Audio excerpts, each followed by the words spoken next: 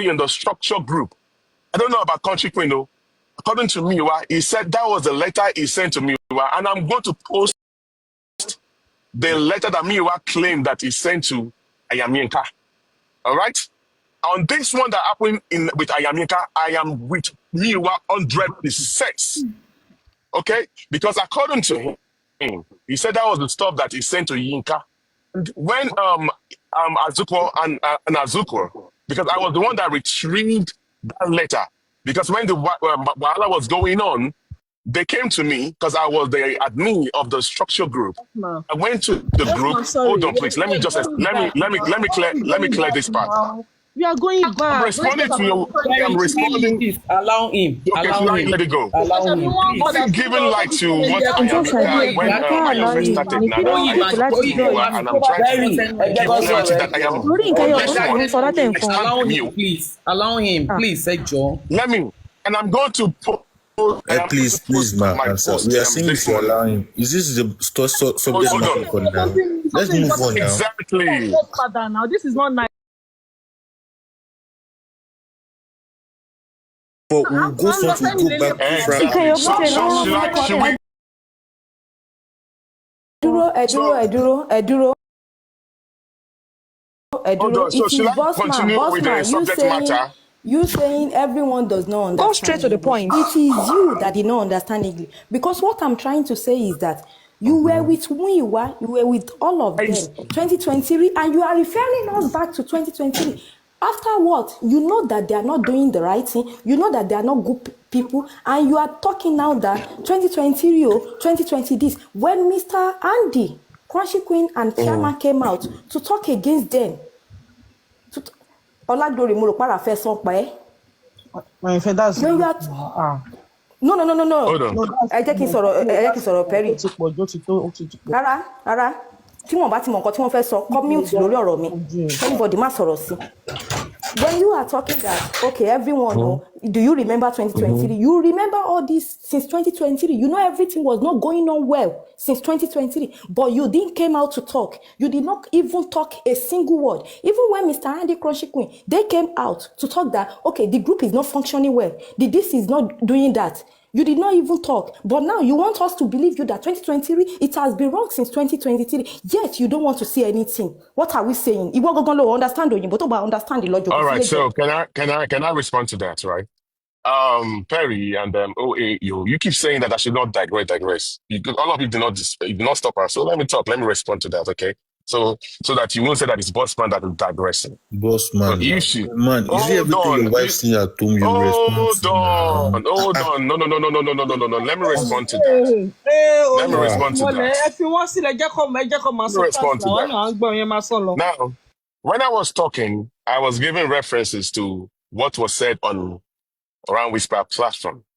I don't know if I am involved there. I guess you were with Westo back then, and we were having personal vendetta over spending issue. So if you did not yet, just say you did not yet. Those that were audience of Wine Whisper, when I even and Azuko tested today what I was saying back then, Ojuro Donde, those people that were there, hear me when I was talking about the autopsy and the examination of MOHBAD. So if you are not, you've never heard it, say you did not hear. Don't even mention that. Bossman never talk about it.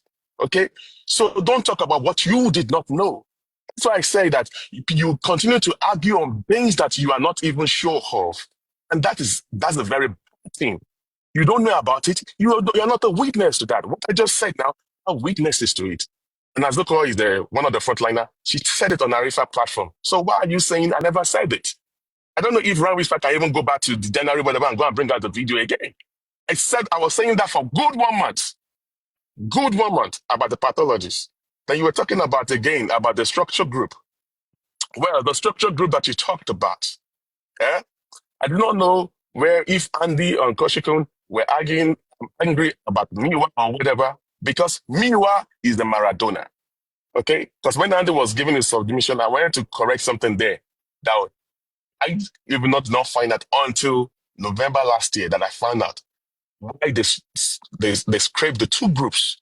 Before, Miwa came to group. I don't know what they came to the structure group of its chairman and Andy. He claimed that Baba MOHBAD said they should scrape the group. But as at November last year, I found out that it was Buki JC that instructed me what to to to scrape the two groups, not Baba MOHBAD. So if you don't know what happened in the closed door, you don't know. I did not know about all this until November last year. Then I went to Miwa directly. But you came to tell us that it was Baba MOHBAD that said you should scrape the group, whereas you are taking directive from Buki JC. So it was Buki JC that told you to scrap the two groups, not Baba. So what do you lie about, Baba? So if you don't understand about the politics behind the closed door and you want to keep shaping blames, I don't understand that. Particularly about, I don't know, Jojo Tijabo. Back to the subject matter. What's the way forward? AOA says something that makes a lot of sense. The way forward, are we going to do a third autopsy or we have to look for another route for us to get, because it is to me, it is not yet over until it is over. Phone forensic is there. Forensic of the phones is there. We know that the house, they said after that they said they've sold the house. So I don't know if the forensic, in fact, if you still want to do forensic to the house thing, it's still possible. Right? If we have the right tools and all that, we can still do proper forensic. Although it must have been corrupted, yes, but they can still get some things out there. About the CCTV thing, yes. Sorry, And Bossman, sorry. okay. Sorry, Yeah. Bossman.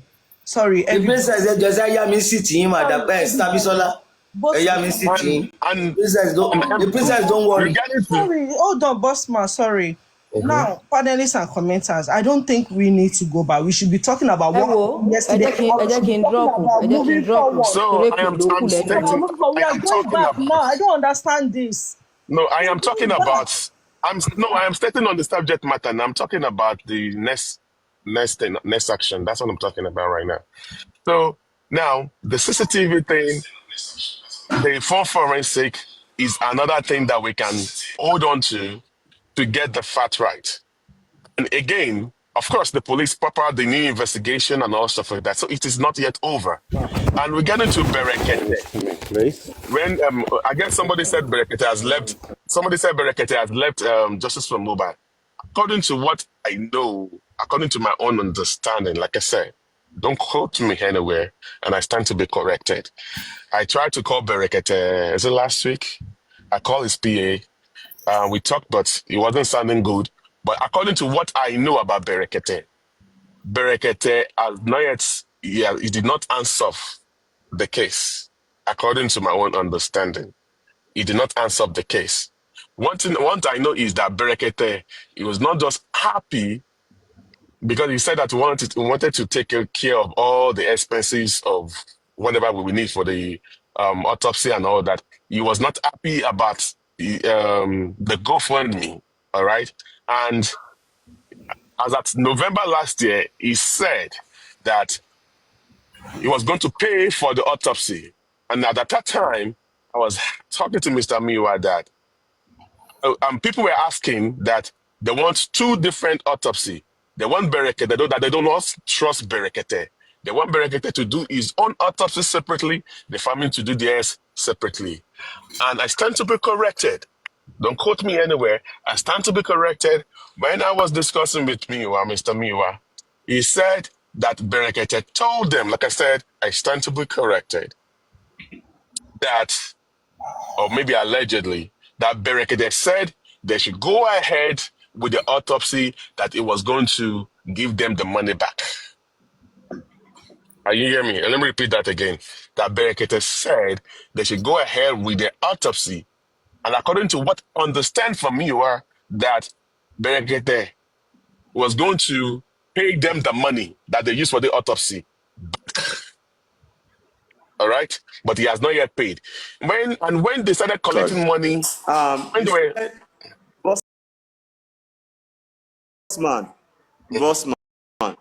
Bossman, sorry to interject you. Go ahead. You said by the time the autopsy is read that the new justice is going to start. You said it on a platform that justice here, my baby. What plans do you have on ground? And why did you say that? Because I said this autopsy not. I asked you the question on Latis part, and you said that Justice Isheshema Bere Gongoni, that we should watch out. Now, what are your plans? What do you want to do? What suggestion? What idea? What do you think? Let's forget about Berekete. Based on what we have on ground now, sure you want to support the third autopsy that will come out to be nothing. Abi that will say, because I said something yesterday. Money one MOHBAD on money because she third autopsy. Sherik gbogbo kini yi script tó ti wà nle ni, and they are following that script. They knew this was going to happen, and they, you know, Mami Mojoyin Ajowa ni court ni. Ma yen so nkankan.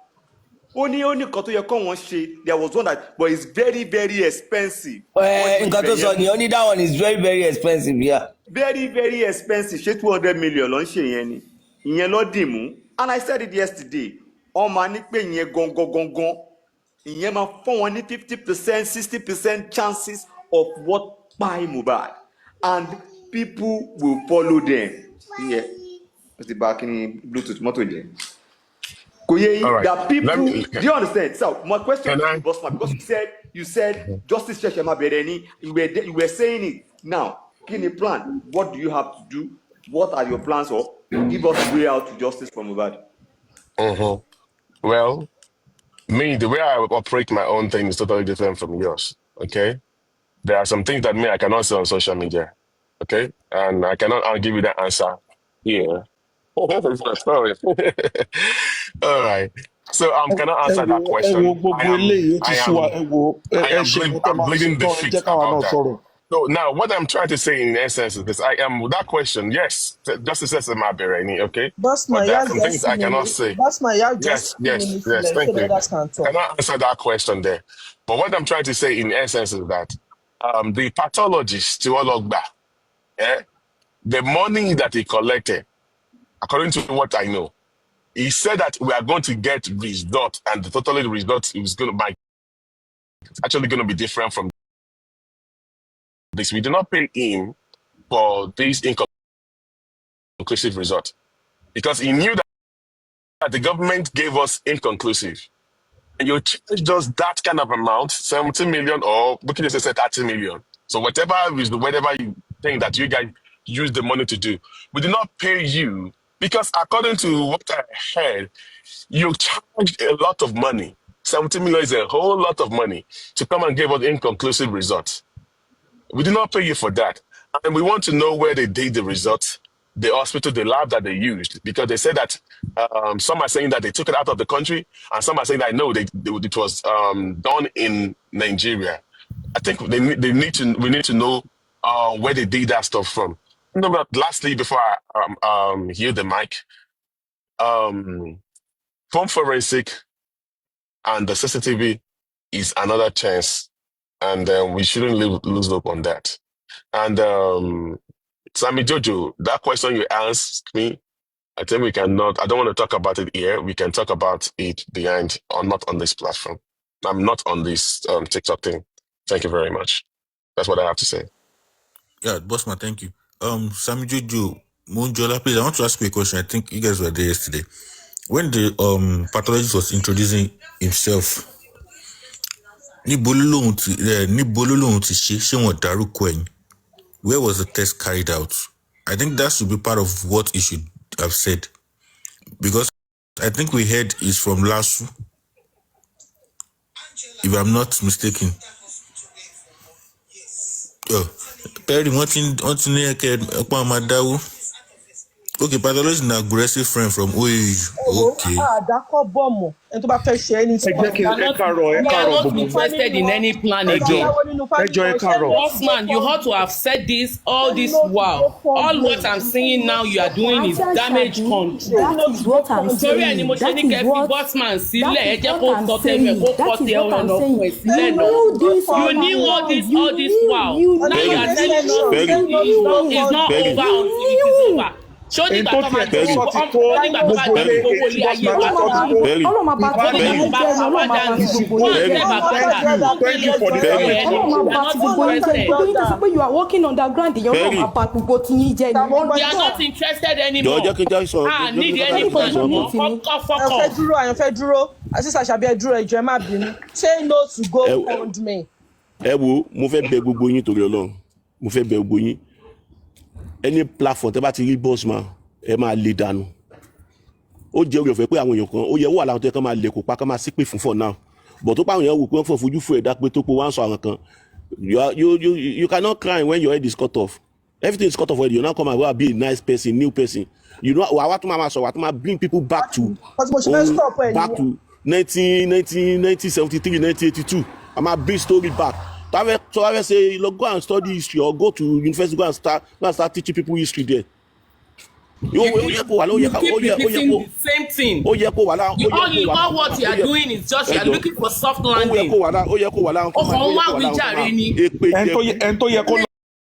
Sórí òkè damage control ló ń ṣe náà lórí ẹ̀ because wọ́n jọ gba one minute you knew all this one you're not talking. 1 minute orí dìtì gbogbo yín jọ wà tí dìyìn ò bá dàrú tí wàá kó bá fáyà láàrin yín dàrú so wàá máa sọ gbogbo tó sọ yìí lápẹjọ wà ní the same line pẹ̀lú gbogbo wọn ó ní máa sọ gbogbo tó sọ yìí náà ó tún sọ dà ó wá fẹ́ dàbí righteousness lójú gbogbo yẹn náà ó tún bí kàyàn padà sẹ́yìn pé kinní kan náà tó bá fẹ́ sọ ẹni tó fẹ́ sọ for now ẹni tó bá fẹ́ sọ for now tó bá wà lọ́kàn ẹ̀ ọ̀hún ẹlẹ́dẹ̀ ló ń gbé ẹni tó bá wà nínú ẹ̀ tó bá fẹ́ sọ lọ open platform ẹ̀ kó lọ máa sọ níbẹ̀ ẹni platform tó bá ti ẹni platform kó kọ́ síta mo fẹ́ kà á ó lè lọ máa sọ tó bá lọ sọ platform ẹ̀ tó bá fẹ́ wù á lọ wù ẹ̀ tó bá fẹ́ wù á kó bẹ̀ kó ẹni platform tó bá ti wọ̀ ní ìsìn tó bá jẹ́ pé platform tẹ̀ tó bá fẹ́ máa sọ story kan di òfagún wa ẹja dànù ó yẹ kó wà láwọn tó máa lẹ̀kùn mọ́ for now ó yẹ kó máa wọ ẹ̀kú fún náà ó yẹ kó wà láwọn tó máa lẹ̀kùn fún náà ìgbà tó ń drag àwọn ẹni yìí ìwọ ló lọ platform káàkiri ló ń defend àwọn ìgbà tó ń drag wọn ó wà láwọn tó ń defend wọn náà. Bùrákúlẹ̀ má bínú nǹkan tí mo ṣe ń sọ lẹ́ẹ̀kan nìyẹn wípé kọ́ máa entertain ẹ̀ nǹkan táyọ̀fẹ́ ń sọ lẹ́ẹ̀kan tí everybody understand ni wípé àyọ̀fẹ́ ń sọ fún Bossman ni pé o ò ní láti dá wa padà sẹ́yìn because gbogbo kíní o ti mọ̀ tẹ́lẹ̀ so kí ló tó ń dá wa padà sẹ́yìn. Exactly gbogbo tó bá dé lọ any platform tó bá lọ àwọn tó bá pè lẹ́yìn sí pé ó má bínú táwọn tó ń bàjẹ́ nísìn tó má padà pè lẹ́yìn sí pé má bínú dáríjì wa o tó má fún ẹ ní ọ̀fà tẹjọ nílára yín tí wọ́n fún ẹyẹ tó má padà fún ẹ sóòtún ní gbẹ́nu dákẹ́ ni. Kúnlé bàbá ohun wa followership ni ẹ fi gbogbo wọn lẹ. o lè ní tó sẹ́ni ẹ̀ ó fẹ́ kó àwọn èèyàn jọ so ní tó fẹ́ sẹ́ni ẹ̀ ló fi pé after 2 months ẹ̀ pé gbàtí kí náà kọ́kọ́ dégbà yẹ west tó kọ́kọ́ dégbà tó ṣe bí ó lì káàkiri àwì on my car later àwì off my back àwì mọ̀mọ́ àmọ́sí wá gbà tó dé padà láti tó sá lọ sẹ́yẹsẹ́ tó dé padà tó náà lọ káàkiri ló ń lọ dọ́là tó ń lọ káàkiri pé oṣù máa ogun gbà láti kó follower jọ follower tó wá kó padà tó bá yára rẹ̀ jẹ́ padà báyìí ṣé kò tó padà bá yára rẹ̀ jẹ́ anyway tó bá ti lọ ẹ máa lè lóko ẹ sọ ẹ lè lóko pa ni. kí ni solution nǹkan tó sọ lánàá sí. ọmọ máa sọ kọ́tọ̀kọ́tọ̀ lẹ́nu. nǹkan tá a fẹ́ ṣe ó wà láwọn tó gbọ́ adébítadé náà.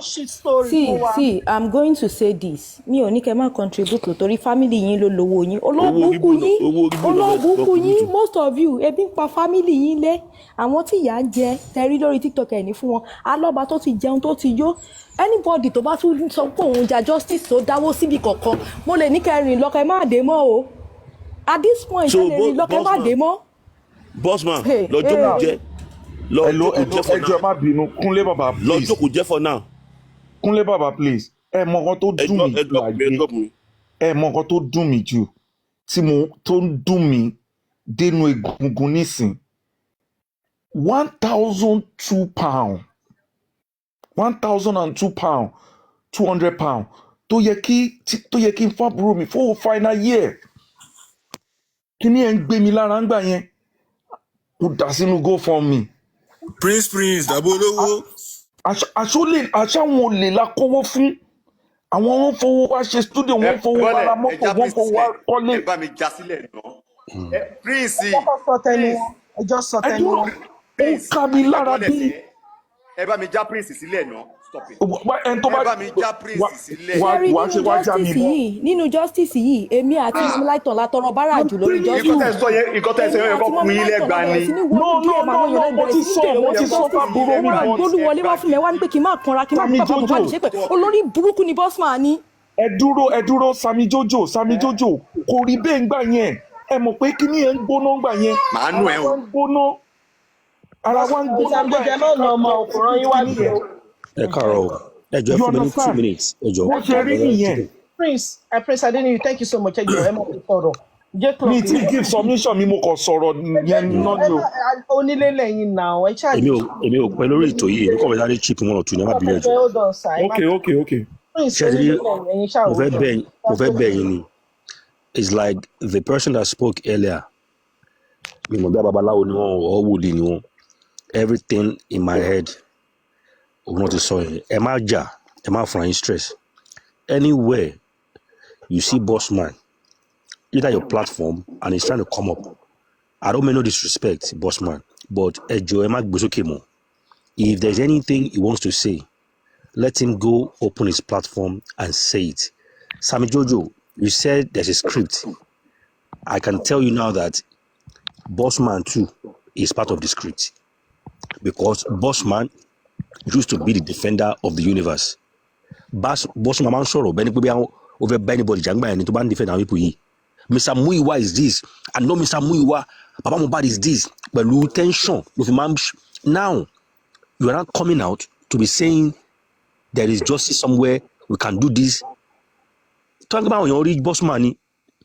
I'm sure about bring on my gauge, on my fashion because I want to on one see. So am I frying stress? Is a polite insult. Hey, bossman, we are sorry, we cannot bring you up. Because all these some people coming back, we can call behind the scene. That means you've not changed your behavior. If truly you want justice, as you've mentioned, everything you know, say it to people. And if I keep saying whatever you know about this, I remember that time the way Bossman came out to defend Mr. Muiwa for Abuja Saga. Bossman has even said Chairman was using 3 names, using 4 names, because he want to manipulate, he want to do fraud, he want to do this to Baba Mohbad. Now we've seen majority of them change their name, defending them like crazy. But yet, let's say he want to forgive you. All this one I cannot say on TikTok. I can say it behind the scene. Behind the scene where? If truly you want this justice to be done, that everything don't scatter like this, whatever you know, say it. Then we know that truly you've changed your behavior. But all this, now everybody hear English, now everybody get accent. You understand? But at this point, forget all those nonsense. Because people are parrying. You know, go fund me. Buki is part of the script. Buki is part of the script. Because in my entire war, gbogbo yin en ṣe falafala, en side defend. Tó bá ní pé lórí platform yìí, wọ́n ti ń cast on yìí, wọ́n máa rush lọ síbẹ̀ ni. Gbagbagbagba, wọ́n máa sáré lọ gòkè, wọ́n máa sáré máa lọ defend. To think of it, Buki never uploaded since could update Latano. Listen, enjoy with Kanibaka. I heard. She's their leader. Buki is their leader. Vengeance, Lenny Yi, Yi, Odi Daru. Vengeance was saying that, Ewo, Shawangwe autopsy yẹn ó lè gbé fake gan yàrá ó lè gbé àwọn kan kà fún wa jàre. Wallahi talai. Vengeance was saying that ṣé ìkọlẹ̀ mọ pathologist rí ni ṣé ìkọlẹ̀ pathology wa ni. Why is it that your own pathologist you paid that much money ó tún wá ka fake result fún yín. ẹ má bínú ẹjọ́ ẹ má bínú brother mi olórí burúkú Vengeance yìí ló ń sọ lọ́jọ́ sí pé èmi àti God protection ọmọ aráwá wò ní sọ̀rọ̀ díẹ̀ ní olórí burúkú ara ẹ̀ ṣá sọ fẹ́ pọ̀ mọ́ àlè mo bí ni. Ẹ̀yin tẹ́ wà ní tí mo bàbá ṣe pariwo díẹ̀ ibi tó máa ti rí vengeance ó yẹ kó máa fún jẹ́dídí gbogbo wọn. I'm sorry anybody to feel offended by what I've said, apologize, but it's high time these people we show them that we are not mugus. Humanity ló jẹ́ ká máa ṣe nǹkan tá à ń ṣe yìí àkín ṣòpònú. Thank you, I'll come down. All right, thank you Jacob. Prince Ade. Yeah, thank you everybody.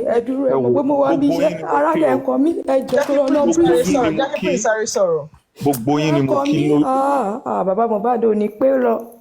calm down Sarah, calm down gbogbo yín ni mo kí nǹkan tí mo kàn fẹ́ kẹ́ mọ̀ ni pé yọ̀dẹ̀ mọ́ we are not stupid and we are not small boys or small girls tẹ́nìkan kan lè máa lo brain ẹ̀ wọ́n ti lo brain wa ti gbọ́n humanity àwa kàn lẹ́ràn ìfẹ́ lára ni la fi ṣe gbogbo nǹkan tá a ṣe a mọ̀ pé èèyàn kì í ṣoore Nàìjíríà nísìn wọ́n ti block chance fáwọn others tó bá nírú problem yìí lọ́la kí bàbá Mohbad máa gbọ́ báyìí wọ́n ti stop oore yẹn fún ẹlòmíì wọ́n ti lò wá àwọn ti rise up wọ́n ti di star wọ́n ti fòkú ọmọ wọn di star no problem kán pàtẹ́wọ́ kò sí problem but tó bá ń ṣeré máa ṣeré lọ ẹni tó bá ń ṣe burúkú continue oníkálukú máa question ẹ̀ but nobody none of them kó wá ṣe program kankan ní kán wá máa dá wo èpè tá a máa fún wọn we know all of them o all the critical thinkers or àwọn kan tó kóra wọn jọ tó láwọn bàbá we don't want anybody again and we are not support and táwa support tẹ́lẹ̀ ní Mohbad but wọ́n ti lò kú ọmọ wọn wọ́n ti fi get nǹkan tó fẹ́ get kán dẹ̀ máa bá a lọ báyẹn ibi tó autopsy tó máa tún fẹ́ ṣe kán lọ máa ṣe fúnra wọn we are not concerned again kò kàn wá wọ́n ti gé wa létí lọ. Prince lọ kọ sílẹ̀ lẹ́ni. àwọn ọ̀ka wọ́n continue EFCC will get involved. àwọn ọ̀ka àwọn wèrè wọ́n á máa wọ gown wọ́n á máa fọlọ́run bojú what a wicked world. ẹ má bínú ẹjọ oníbẹ̀dẹ̀ Liam ṣe sanwó fóun náà $1,002. $1,200 kámi lára. ẹ má blame anybody èmi gan tí mo sọ ìtẹ́ bá gbọ́ ìtẹ́ tí mo kó sí bí ìṣèlú lọ́wọ́ ìtẹ́ bá gbọ́ tí mo kó síbẹ̀. èmi tí mo sọ ṣé mi mọ ẹ tí mo kó síbẹ̀. mo gbọ́dọ̀ sọ̀rọ̀ ni àwọn tó ọ̀dà wọn máa bú wa mo gbọ́dọ̀ sọ̀rọ̀. èyí tó lọ sínú GoFundMe nìyẹn o. bẹ́ẹ̀ ṣe èmi ò lè sọ̀rọ̀. èyí tó lọ sínú GoFundMe nìyẹn o tá a bá tó sọ èyí tó lọ sínú inú Access Bank nǹkan. ẹ máa gbọ́ o the Prince èmi àtàyànfẹ́ a padà di oníbàárà lórí TikTok yìí ni. èwo kú ni èwo ni ìgbà yáyàn ọ̀fẹ́ ṣé mo ti kú ni kí ni tiẹ̀ ẹ jọ̀bẹ́ báyé mi jẹ́ lórí ìtọ́jú. owó ní bí èkó tó tiẹ̀ wá ń ṣe láàárọ̀ yìí kí ló ṣẹlẹ̀ gan-an. èwo ni pé ìgbà yé mi ṣé mo ti kú ni.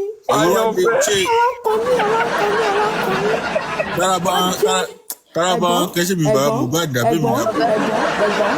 bí mo ṣe di oníbàárà lórí TikTok yìí bàbá Mohbad máa padà tọrọ jẹ o. ṣé mi mọ ni.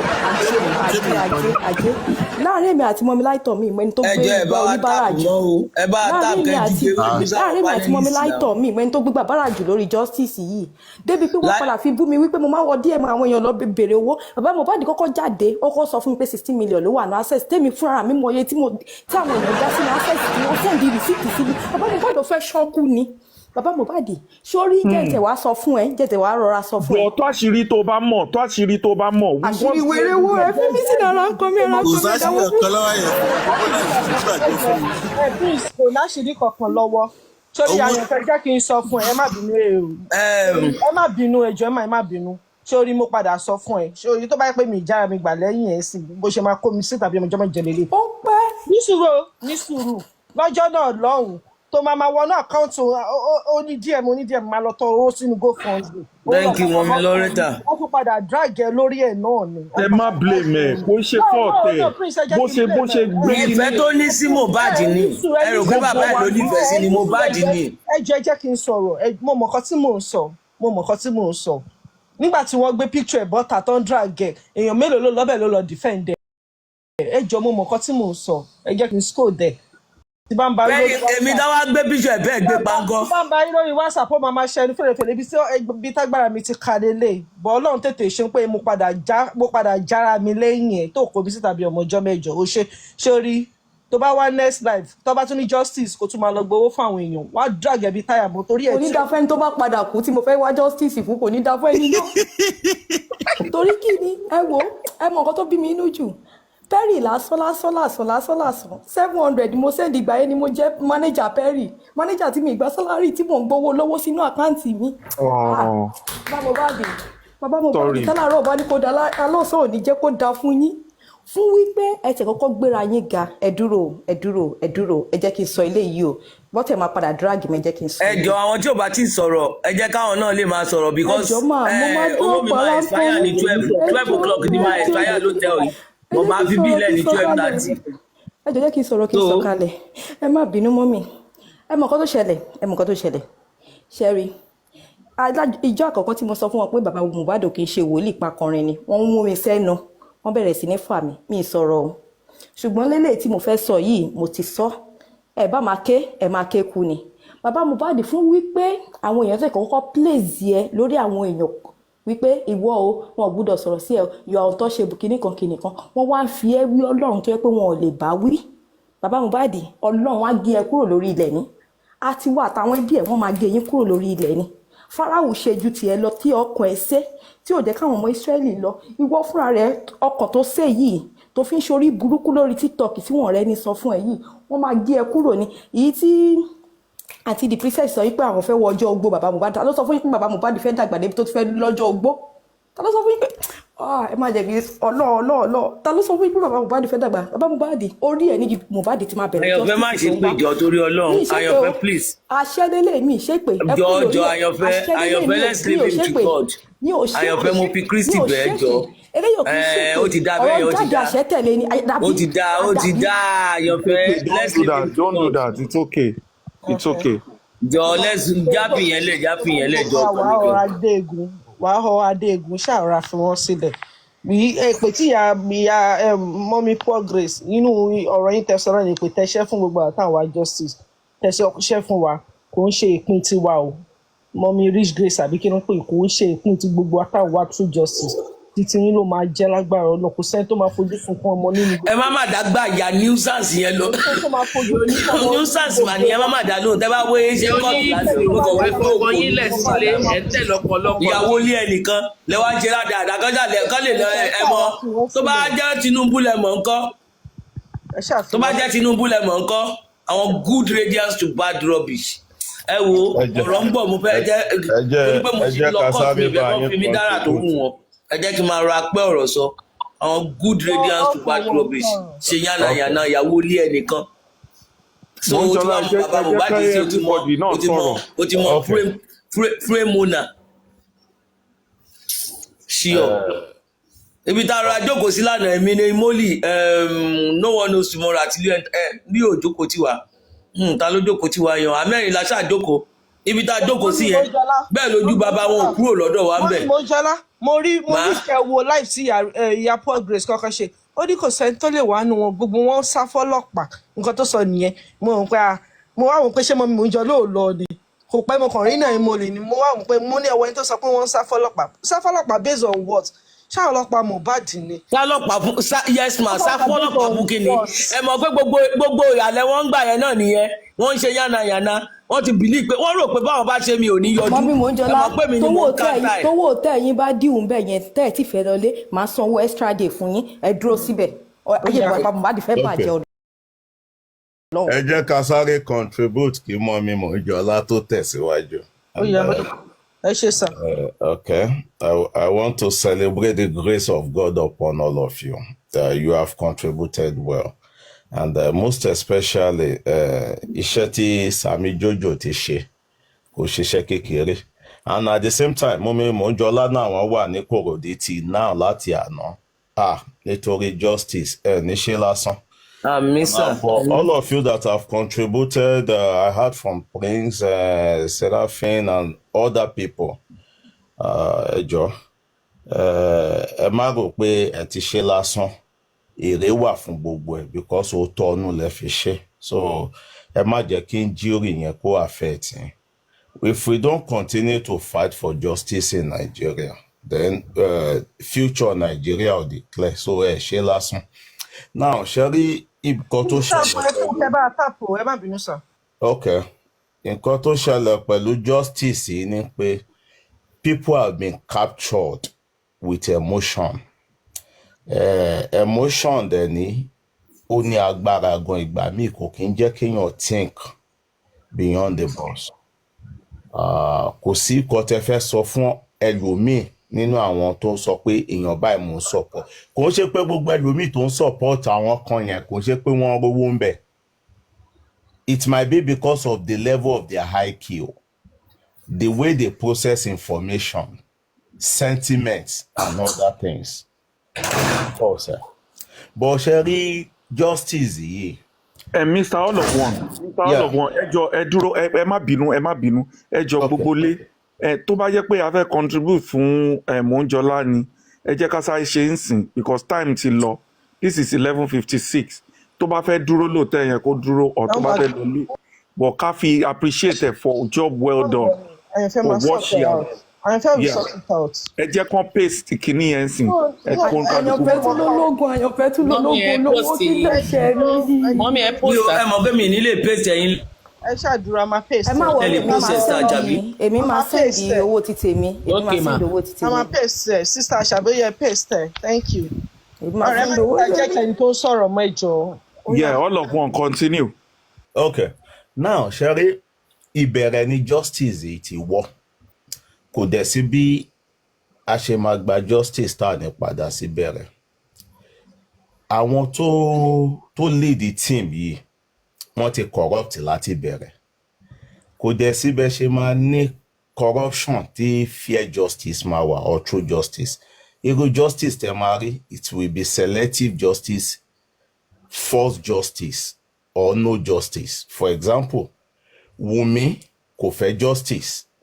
Bóyá àwọn politician ló fún ní lawyer. We thought that Baba Falana is fighting for justice, but later the chamber belongs to Wumi. The public get a lawyer for Baba MOHBAD. We thought the lawyer is fighting for justice, but now we discover the lawyer is for Joseph Aloba, not even Aloba's family. It's for Aloba, Joseph Aloba's family. Then Mama MOHBAD is looking for family settlement. So tẹ́ bá ṣe kí o sẹ́yìn àwọn people yìí kò sí nǹkan tá a fẹ́ mú jáde ńbẹ̀. Ìgbà tí mọ́mí Mọ́njọ́lá ń sọ nǹkan tí lọ́ọ̀yà ń béèrè lọ́wọ́ Sam Larry lánàá ẹ̀rín kàn pa mí ni. For a professional at that level tó ń sọ pé Ọlọ́run á dá with open statement of Sam Larry pé Malian ni mo sanwó fún. I expect the man to further his interrogation. Okay, ó sanwó fún Malian.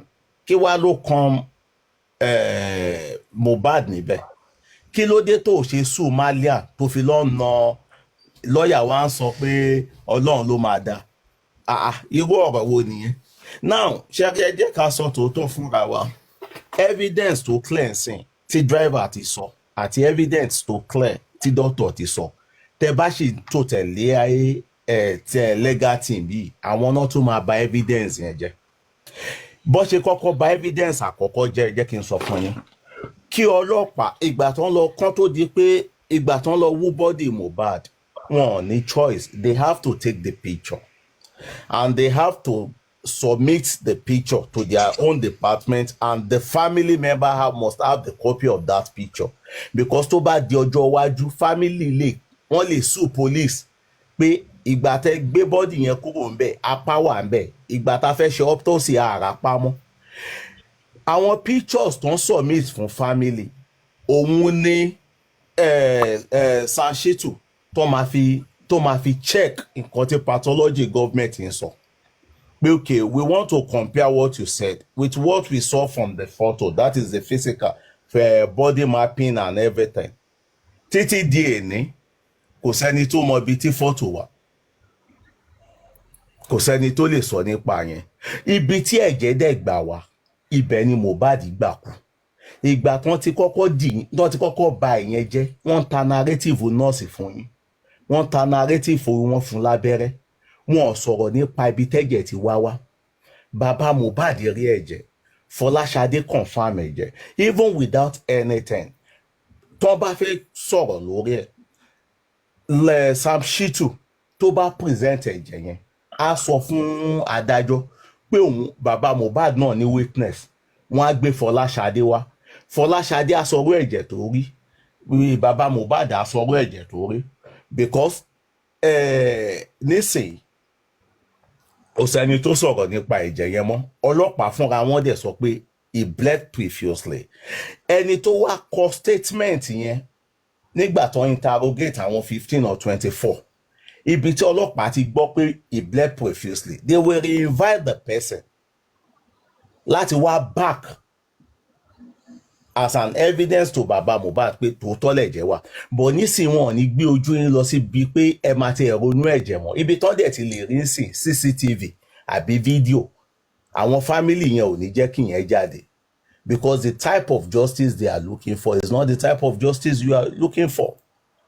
The solution to all this nonsense is to petition that family tí wọn bá investigate bó ṣe ná owó kẹ́kọ́kọ́ bẹ̀rẹ̀ níbẹ̀ yẹn tí wọn bá investigate time and what they have discussed within themselves. No, báwo ni Blessing ṣe máa mọ ẹni tó wẹ Mohbad tí bàbá Mohbad ò dẹ̀ ní mọ ẹni tó wẹ Mohbad tó dẹ̀ jẹ́ Blessing ló represent family yẹn because mo wo bí Alobas family ṣe pọ̀ tó láti Èkìtì Lagos everywhere the only person tó lè represent láti lọ wo body Mohbad nígbà tó ń fẹ́ exhume Blessing the only person the only pathologist tó wà ní the whole Alobas family Blessing and don't forget Blessing ni wọ́n máa hand over àwọn pictures fún because ó máa ní ó ní right láti take picture tí ò bá dẹ̀ take picture tí government bá take wọ́n máa fún wọn ní copy because this is the physical set of this body the chemistry and other thing ó depend lórí pathology ló máa ṣe gbogbo yẹn but nǹkan tájọ fojú rí lélẹ̀ ọwọ́ ẹ̀ wà ń bẹ̀ orí ẹ̀ wà ń bẹ̀ ẹsẹ̀ ẹ̀ wà ń bẹ̀ gbogbo ẹ̀ wà ń bẹ̀ so ibo ni Mohbad ti wá lè ṣèṣe tí family yẹn kọ́kọ́ jáde tán ni pé kò sí àpalára ẹ̀ kò sí anybody tó ronú lọ sí yẹn wọ́n bẹ̀rẹ̀ sí dá owó nígbà tán ti kọ́kọ́ bà justice jẹ́ láti bẹ̀rẹ̀ tí Sam Shitu ò dẹ̀ béèrè question tó ń bẹ̀. You can't continue to look for evidence and present it to this kind of legal team and you think you are going to get anything. It is better in country public ti ní lọ́wọ́ kan wá bọ́n ṣe lè lò ó. Maybe they will look for a public lawyer. Maybe they will look for an NGO. Maybe activists will have to come out and say something. Forget about this legal team. Corruption ti wà ń bẹ̀. Ìsìn là ń gbọ́ pé wọ́n àmọ́ ibi tí Gòrẹ́sì ti wá. Ìsìn là ń gbọ́ pé Múyìwá òun ṣe àbúrò bàbá Mohbad. Ìsìn là ń gbọ́ pé èèyàn kan ló mú Sam Shitu wá. Ìsìn là ń gbọ́ pé wọ́n ju kọ̀ọ̀kan. Wọ́n mi ẹjọ́ ẹ bá mi confirm payment mi. Gbogbo àwọn kinní yìí tẹ́ bá tò sẹ́yìn ẹ̀ even evidence tó wà nílẹ̀ ẹ máa rí pé tó bá máa fi di next inquest tó bá máa gbé doctor wá the first doctor wá nǹkan tí Sam Shitu gan máa béèrè lọ́wọ́ ẹ̀ ní rántí pé rigomotive or anything kan ti setting some hours before wọ́n á tún da gbogbo ẹ̀rú mọ́ yín lójú pátápátá ni because àwọn question tí bàbá yẹn ń béèrè mú ó yẹ kí bàbá yẹn ṣe professionally jù bẹ́ẹ̀ yẹn lọ ẹ má jẹ́ ká tàn ara wa báwo ni Sam Larry ṣe máa sọ pé òun kówó fún Malian Records tán máa sọ pé Ọlọ́run á dá bíi ti báwo ó kówó fún Malian Records kọ́kọ́ lọ mú evidence tó fi san owó wá tá bá rí evidence tá dẹ̀ rí déètì tó san owó yẹn kí ló dé tó fi sue Malian tó fi lọ ń ná Mohbad then you should be punished for that eléyìí ò ń ṣe pọ́lọ̀ ó máa dá ó sanwó fún ọ̀tọ̀ lẹ́ni tó sanwó fún ọ̀tọ̀ lẹ́ni tó ń ná káàkiri ẹni tó sanwó fún dẹ̀ ní ìwà àti ẹjọ́ ń ya picture káàkiri ẹjọ́ ń ṣe wẹ́fì àárọ̀ kan káàkiri ẹjọ́ ń wọṣọ kan náà káàkiri ó dẹ̀ ń ná Mohbad tí ò ṣòun ló kówó fún báwo ló ṣe mọ̀ pé Naira Marley gan kówó fún Mohbad tóun náà ààrẹ evidence ààrẹ anything then lọ́ọ̀yà ò béèrè nǹkan kan lọ́wọ́ anything wà lè wọ́n tún wá náà fẹ́ dáwó wọ́n fẹ́ ṣe another autopsy ẹ ti máa mọ̀ pé corrupt mind ló kóra wọn jọ with that kind of setting you can't get anything no. Everybody in trade idea láti make owó ni everybody in trade idea láti move don't think about those direction at all towards that direction no matter the evidence that is established now if you give it to them they will destroy it if you give it to them they will damage it ọlọ́pàá wọ́n gbìyànjú ní ìbẹ̀rẹ̀ ní tó exhume body Mohbad openly family yẹ kó take advantage pé yes wọ́n ní pẹ́jẹ́ wà níbì kan a fẹ́ mọ nǹkan tó ṣẹlẹ̀ a fẹ́ wo gbogbo ara ẹ̀ a fẹ́ ṣe gbogbo ẹ̀ even mo ní tàn yín pictures yẹn gan máa wà lọ́wọ́ family wọ́n mọ̀ọ́mọ̀ máa gbé jáde ni but nevertheless ẹni tó bá jẹ́ kí emotion kó affect òun kó kàn tó máa contribute anyhow ó máa waste owó ni o before you contribute or you give anybody's money think about your family first. It is well with all of us. Shegun for giving me the time. All right, thank you so much, sir. God bless you, sir. Thank you. Gbemi Debe, Abi.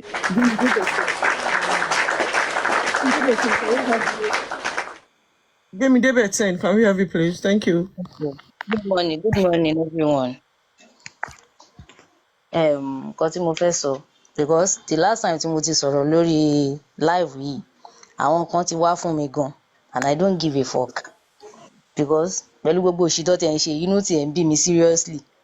Kì í ṣe Mohbad ló máa kọ́kọ́ kú then after tí Mohbad kú àwọn kan ti kú dáadáa in this country. So kán má fi ti Mohbad yẹn kán má fi máa dupe àwọn public. Though èmi ò dáwó o, máa máa tẹnumọ́ náà ni. But data tí mò ń waste ní èdè èmi ni mo mọye tó jẹ́. So data mi yẹn ó máa bi bàbá Mohbad, á bi mú ìwà eléyín ṣàmìṣàmì yẹn, á bi Bukky Jesse fún ara ẹ̀ because ọjọ́ tí mo ti sọ̀rọ̀ nípa pé kí mọ́mí Anjola máa repost fídíò Bukky Jesse yẹn àtìgbà yẹn ni wọ́n ti ń wá fún ayé ara wọn láì ṣe mi because ibi tí mo máa ti sọ pé àwọn ará bíi wọ́n mọ nǹkan tó ń ṣe ẹ mọ̀ pé mo ti sọ the last time wọ́n mọ nǹkan tó ń ṣe so ká má kàn máa tanra wa gbogbo òṣì tí bossman tó ń wá sìn tó ń sọ̀rọ̀ Muyiwa is not baba Mohbad family Muyiwa igini though ìgbà ọjọ́ tí bossman kọ́kọ́ jáde tó sọ̀rọ̀ people are ready to listen to him kò dẹ̀ sí nǹkan méjì ju pé àwọn èèyàn fẹ́ mọ òótọ́ behind all this shenanigan rubbish tí wọ́n ń ṣe ó wá ń jáde ń sìn ó ń ṣe damage control wọ́n jọ sọ kó nǹkan kọjá jáde kó wá sọ̀rọ̀ ni kọ́ má rò pé àwọn èèyàn wise gan Nàìjíríà ìgbọ́n tẹ̀ tí ó ti wá àṣìdé bíi pé àwọn èèyàn ti overjá èmi ò ní ṣe pé ẹni tó bá tún dáwọ́ wèrè kan ẹni tó bá mọ̀ pé owó pọ̀ lọ́wọ́ òun ẹjọ́ Nàìjíríà lèmi ṣì wà mo sì ń struggle ni ẹjọ́ ẹ fún mi lówó mi ò tọrọ o mo kàn ń béèrè in case ẹ bá rí pé owó yẹn ti overflow jù lọ́wọ́ yín because gbogbo òṣì tó ń ṣe mi ò rí sí in the first place gan tí ò bá ń ṣe pé emotions tó mú àwọn èèyàn báwo ni case ṣe máa rí báyìí from the beginning ni kíní ti wà obvious from the beginning kí ló dé tó rí bẹ́ẹ̀ so adẹ̀wà ń sọ̀rọ̀ àwọn sọ pé bàbá láti sinẹ́ náà àwọn náà ń ṣe nǹkan tó ń bí mi inú lẹ́nu ọjọ́ mẹ́ta torí àti Facebook ni mo ti ń tẹ̀lé wọn àwọn èèyàn vent anger wọn sọ pé don't mention bàbá Mohbad yẹ ṣé kí ni àwọn ń jà fún bàbá Mohbad àti Mohbad kọ́ ló ń jà fún from the beginning ni so téèyàn bá wá ṣe nǹkan tí ò dáa ṣé ẹ wá expect àwọn public kọ́ máa sọ̀rọ̀ sọ pé ẹ má dárúkọ bàbá Sandra 2000 because mo mọ̀ kọ́ wá wà ní life ní dáadáa. kì í ṣe pé kò fẹ́ kẹ́ dákọ̀ bàbá ṣùgbọ́n ẹ tàdá bá ti dákọ̀ bàbá lọ́dọ̀ ẹ̀ á má tàn kúrú lórí ọrùn ẹ ti fẹ́ wọ̀ ọrùn láti ti fẹ́ wọ̀ ló fà. kò jẹ́ kó rí bẹ́ẹ̀ tọ́hún wọn bá máa wọ́ kó yà wọ́. wọ́n ti fẹ́ gé lórí bọ́lá. náà fúnlé má sọ̀rọ̀ báyìí ó mọ̀ pé láti sinẹ́ ọgbọ́n ní ilé ayé. No, Prince Adeniyi, see, let me tell you something. Nǹkan tí all in one sọ kọ́ tó lọ nísìnyí, I think is right that we are being so emotional and sentiment in this whole issue. See, let's call a spade a spade. Nobody is dragging Baba Mohbad, but when he's not doing the right thing, I think we need to, like, public, I'm not saying me, but some people public need to tell him what he's doing that is not right. See, for Brother Lateef to be saying that people should not vent their anger, you can't say that. Brother Lateef, if you are here listening to me, ẹ kúkú mọ̀ pé mi máa sọ tẹ̀lé mi tí mo kọ́ sí comment section lánàá tẹ̀ ń rẹ́rìn. Kọ́ bá ń sọ fẹ́ vent anger àwọn ẹ jẹ́ kọ́ vent anger àwọn yìí ò mí pé wọ́n ń drag bàbá. Okay, now autopsy tó gbé wá fún wa nísìn nígbà tó sọ pé ìlú òyìnbó ló ti fẹ́ lọ ṣe autopsy. Tí lọ́ọ̀yà lásù wá ń kà fún wa sí Brother Lateef kí lẹ rí sọ lánàá. Wait, woman yìí calm down. Kò rí bẹ́ẹ̀. Cherry Lateef is in the central kìíní tí wọn bá sọ̀rọ̀ wọn á drag Latisne tí Latisne bá sọ̀rọ̀ wọn á drag So why is Latisne. this scared of being dragged? Sorry, why is this scared of being dragged? People like that. Why is this Jẹ́ kí Latisne stay neutral. the prince ẹ má bínú. One or two people have been dragged on. Ẹ má bínú Sam Jojo. Sam Jojo ẹ má bínú sir. Sam Jojo ẹ má bínú. Sam Jojo. One or two people have been dragged on this platform here. Tí mo bá ṣe mistake. So why is this scared of being dragged? Why is He's not scared. No. He's not scared. But I see me so upset because people were venting their angers. Let me tell you something. A lot of people ló máa ń wá sórí page Latisne. Emotion ló máa ń bí mi nú. Ó máa ń bí mi lẹ́jẹ̀ kọ́ ẹjọ́ ẹ jẹ́ kí n sọ kọ́. Ṣebí a ti ṣe lórí Latisne. A ti sọ̀rọ̀ lórí Latisne, a dẹ̀ ti drag bàbá, a ti parí ẹ̀. Ìgbémidébẹ̀ sọ̀rọ̀ ti wá ibi látàárọ̀ ẹjọ́. Big people máa ń bọ̀ lórí Latisne. Ẹjọ́ ẹ jẹ́ kí ó sọ̀rọ̀, ẹ jẹ́ kó sọ̀rọ̀ ti wá ibi látàárọ̀.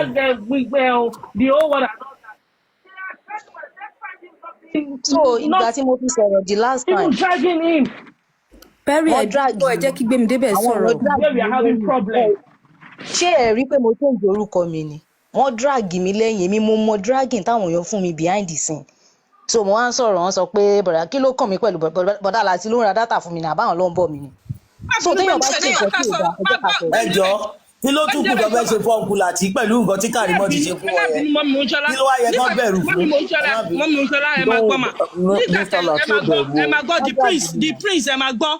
I know that a lot of people drag me and I offended. Even when we didn't even insult Yomi, we just gave our analysis then. This is what Yomi did. Someone did a show for me 5 a.m. in the morning.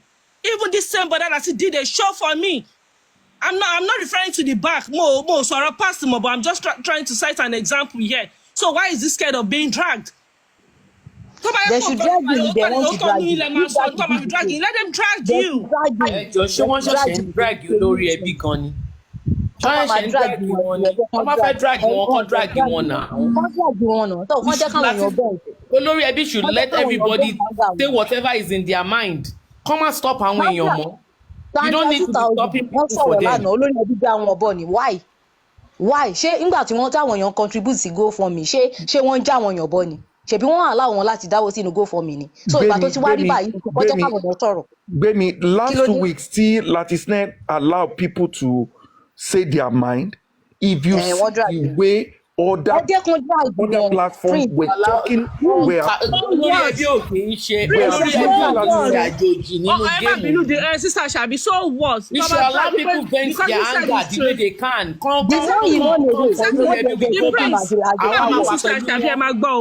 Because he said his truth, they were dragging. Does that stop me? Like, ṣé yẹn yọ ẹ̀mí kúrò ní live wọn ni? Ṣé yẹn stop me pé kó wọ́n máa wọnú account wọn ni? Ṣé yẹn stop me from not taking care of his family? No. You are misinterpreting a lot. Emotion tàbí síkẹ̀sì láti bẹ̀rẹ̀ òun náà ló bá wa débi tàdé. Kò sí motion mọ́ báyìí. We need to come out straight, ẹ jọ̀ọ́. Kò sí motion báyìí. Exactly. Ẹ wá ń sọ pé èmi mọ̀ pé bọ̀dà láti try. Yes, he really tried. Yes, he tried. Mama Monjola. Tẹ̀wá ń ṣera yín as a coward. Why is he behaving like a coward? That is what I want to know. Why is he behaving like a coward? Ṣẹ́rí ìgbà tí Sami Jojo ti jáde tán ti sọ̀rọ̀ wípé kó tó di pé ọ̀rọ̀ àná yẹn ṣẹlẹ̀ ni mo ti mọ̀ pé Sami Jojo ẹ jọ̀ọ́ anything tẹ́ bá mọ̀ nípa justice yìí ẹ jọ̀ọ́ ẹ má hide anything mọ́. Ẹ jọ̀ọ́ ẹ sọ fún wa. Èmi bí mo ṣe wà if the care is not taken TikTok mi gan mo lè dìbò tẹ láàrin ẹni sọlá because I'm having a mental issue on this case. Kí ló dé wọn kì í support MOHBAD la support MOHBAD all because he's a Nigerian youth. Ṣé bí Nàìjíríà ṣe fẹ́ dà ní tá a bá ń ṣe báyìí ṣé bó ṣe fẹ́ dà lélẹ̀ all of us we are blaming Tinubu. Ṣé Tinubu ló ń ṣe gbogbo eléyìí ni? People are just too sentiment on this case. I don't know why. Ẹjọ́ ṣé dragging tó tẹ̀ fẹ́ drag olórí ẹbí ń sìn ó fẹ́ tó èyí tí Kàrímọ́ ti ń drag wọn bọ̀ ni. ó sún mi wọ́n drag mi gan lẹ́yìn ẹ má wọrí Latisne náà máa ṣe program ẹ wo máa wọ́n fáwọn èèyàn lè kọjá convent wọ́n má sọ fẹ́ anybody kó dákẹ́ fún wọn mọ́ àwọn èèyàn ló mọ bí tára ti ń ro wọn ṣó easy kéèyàn mówó kúrò nínú àpò ẹ̀ kó máa dáwó fẹ́ni tí kò mọ̀ ni ẹ̀dẹ̀ máa ní kọ́ má kàn fọ̀dẹ̀ kọ́ má kàn fọ̀dẹ̀. ẹ wo autopsy tó ń ṣe olórí ẹbí lásán ẹ jẹ́ kí n má gbọ́ gbé mi débẹ̀ ṣòro olórí ẹbí lásán bọ́ ṣe wà yẹn tó bá ń sọ pé platform tó gba owó pé platform tó jẹ́ pé ó gbé GoFundMe débẹ̀ platform wà sí wọn jókè mu. yes na ọ̀dọ̀ Latisne ni ọ̀ṣẹ́bọ́dọ̀ Latisne láti dáwó. so why is he scared. No, he's not scared like that. Hello, ẹ jẹ́ kí n wọlé. Ẹ má worry. Ẹni tó bá fẹ́ àtàkì ni kó túbọ̀ máa ẹ jẹ́ kí n contribute. Mọ́jọ́lá wọ́n ti ní kẹ́ drop mi ò ṣe ti rí owó yẹn. Mọ́jọ́lá confirm that money. Bó dẹ̀ ṣe wà yẹn gbogbo òṣì tí mo ti dá yín lóhùn tẹ́lẹ̀ mo ti rí God bless you sir. Okay. Ẹ jọ̀ọ́ èmi ti lọ wọ́n ní kẹ́ já mi bọ́. Wọ́n ní kẹ́ bring mi. Anybody tó máa jẹ́ àyín bọ́ prince no. ẹgbẹ́ má lọ oníkàlùkù fọ̀rọ̀ ju omi tó rọ ọ̀rọ̀ náà ní láti jẹ́ anybody bọ́ ní wọ́n sọ̀rọ̀ sí i. torí pé mò ń stand with Latisne ni wọ́n. ẹ mọ̀ pé opinion yín nìyẹn dò opinion tiwa náà làwọn náà sọ yẹn. that doesn't mean pé ká wá jẹ́ àyín bọ́ no. ta ló fi emotion sọ̀rọ̀ nígbà tí mi ì sí bíbí. irọ́ ni prince ń pa prince ò fẹ́ kí wọ́n capture wọn mọ́ discussion yìí ni. Prince tó bá jábọ̀ àbájá ìpàdé sókè. ẹ̀yin ìyá mi mo ti gbé fún yín. Let me quickly ẹ jẹ́ kí n sáré dá sí nǹkan tẹ́ ń sọ nípa Latisne ti jẹ́ kí ó ti make it clear ní last week ó ní artist òun ní bàbá ó ní MOHBAD lòun já fún ó ní but artist òun ní bàbá you see. ẹ̀ẹ̀kan jẹ́ káwọn èèyàn sọ̀rọ̀ náà. Hold on mi lè sọ ó depend lórí èèyàn tó bá fẹ́ sọ̀rọ̀ tí èmi bá wà lórí Latisne if I'm giving my analysis on baba he allow me you understand me and ẹ gbàgbé pé wọ́n fẹ́ drag Latisne wọ́n ti ń drag Latisne till this morning. It's not that Latisne fear any dragging. Kò fear any ẹ gbàgbé pé bóyá ó fear dragging kò fear any dragging wọ́n ti ń drag wọ́n máa drag wọ́n tún máa drag ẹ̀ lọ́la. You understand me? But you see one thing tí mo deduce láti ọ̀dọ̀ Latisne he have a soft mind.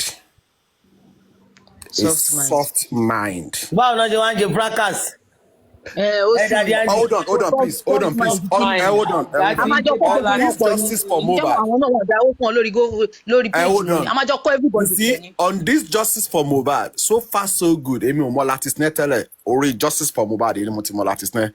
Mi ìdẹ̀ rí pé ó ti ṣe fracas lórí justice for MOHBAD. Rárá àti fracas èmi ń sọ ní èmi ò ń ṣe social media person. Ó kàn wọ́n ni bóyá kàn ń ṣàánú bàbá ni but èmi mọ̀ pé tó bá push Latisne to the wall tó bá padà tó bá. Àwọn tó sọ pé bóyá secret kan wà lọ́wọ́ Latisne pẹ̀lú wọn kò sí secret kankan kò sáṣìírí kankan bí kankan wọn ò láṣìírí kankan bí kankan tí wọ́n gbé sí ọwọ́ tí wọ́n fi drag Latisne wọ́n ti ń drag ẹ̀ but I think Latisne have a soft mind for Joseph Aloba. ẹ wo sẹ́rí Mr. Andy ẹ jẹ́ kí Latisne jáde kó come out straight lórí ọ̀rọ̀ yìí because èmi gbọ́ personally tó ń sọ pé gbogbo owó tó ń wọlé lórí orin bàbá MOHBAD pé Latisne ló ń kó gbogbo ẹ̀ so gbogbo ẹ̀ ti fọ́ lójú báyìí kákúkú dá mi débẹ̀